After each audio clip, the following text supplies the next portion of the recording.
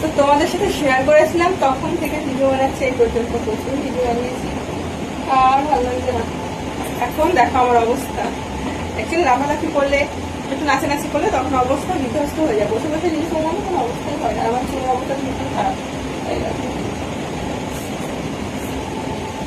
ফুলগুলো দারুণ সেন্ট ছিল, আর এখন এইসব তুলতে আমার অবস্থা খারাপ হয়ে যাবে।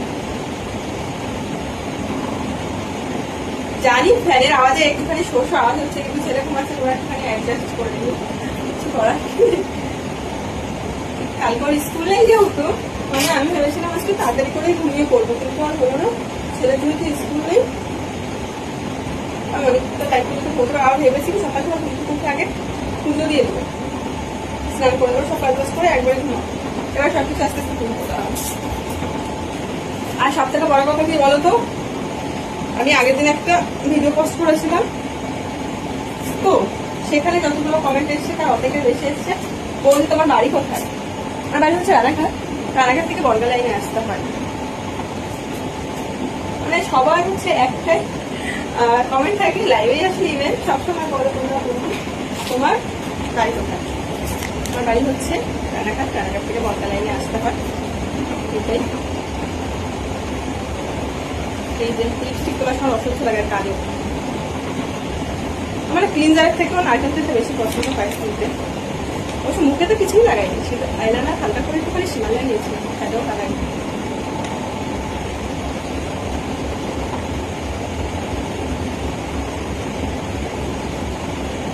আর এই কয়দিন আমার বাড়ি থেকে বেরোতে বেরোতে এমন অবস্থা হয়েছে না, পুরো অবস্থা খারাপ। আর আমি ঠিক করে খেতেও পারিনি, আমার ভীষণ শরীর খারাপ ছিল এই কদিন, মানে শরীরটা অসুস্থ ছিল অনেকদিন আগে থেকে, তার কারণে আমি খেতে পারছিলাম না, ভীষণই সমস্যা হচ্ছিল। তো যাই হোক এখন একটু ঠিকঠাক করে, তবুও তোমরা বুঝতে পারছো আমার চোখের নিচে কেমন দেবে গেছে।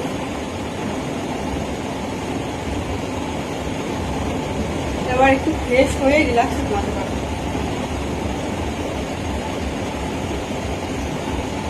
ছেলের কাছকে পড়াতে আসিনি, ওই টাইমটা আমি অনেকটা টাইম ওকে পড়িয়ে দিয়েছি, ওর জন্য আজকে আমি অনেকটা টাইম পেয়েছিলাম। ভেবেছিলাম লাইভ আসলে কেমন ছিল, কেমন হয়ে গেছে না, মানে কেমন পুরো মুখের লুক ছিল আর কেমন হয়ে গেছে। এটাই সাজলে সবাইকেই খুব সুন্দর লাগে।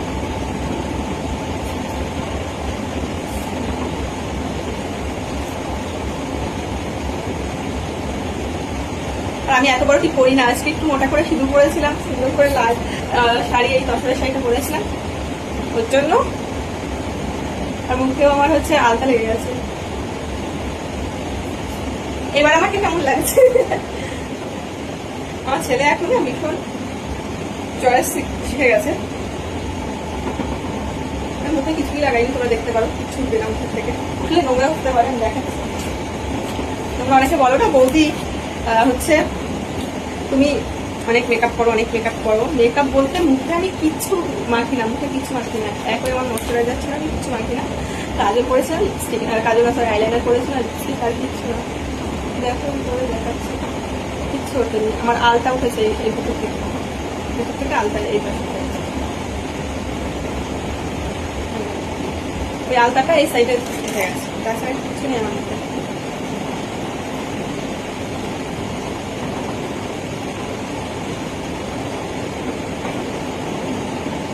চোখের নিচে ভীষণ ভাবে বুঝতে যাচ্ছে, আমার ঘুমোতে হবে।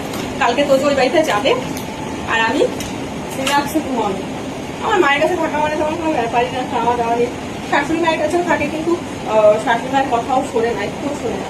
মা বাবুর একটু বয়স হয়ে গেছে তো, ও আমাকে পাক্কাই দেয় না, একাই রাজা, এরকম একটা ব্যাপার। আমি বাড়িতে থাকে, ওর জন্য আমি সবসময় খাইয়ে দিয়ে রেখে যাই, একটু ওর পছন্দের খাবারগুলো রেখে যাই মায়ের কাছে, মাকে বলি তুমি একটু দিয়ে দেবো। তো যাই হোক এখন হচ্ছে ফ্রেশ হয়ে ঘুমাবো। সবাই কিন্তু নেই।